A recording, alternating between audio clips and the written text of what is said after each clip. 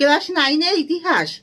Class 9-এর ইতিহাস ফরাসি বিপ্লবের কয়েকটি দিক। তোমরা সবাই মন দিয়ে শোনো আর লেখো, আর সবাই লাইক অ্যান্ড সাবস্ক্রাইবটা দিয়ে দাও। সবাই লাইক অ্যান্ড সাবস্ক্রাইবটা দিয়ে দাও। ফ্রান্সের সন্ত্রাসের রাজত্বে নেতৃত্ব দেন কে? রোবসপিয়ার। বাস্তিল হলো ফ্রান্সের দুর্গ। কান ছিলেন একজন ফরাসি চিন্তাবিদ। দ্বিতীয় ফরাসি বিপ্লব সংগঠিত হয়েছিল 1792 খ্রিস্টাব্দের আগস্ট মাসে। ম্যারাক ছিলেন জ্যাকোবিন নেতা।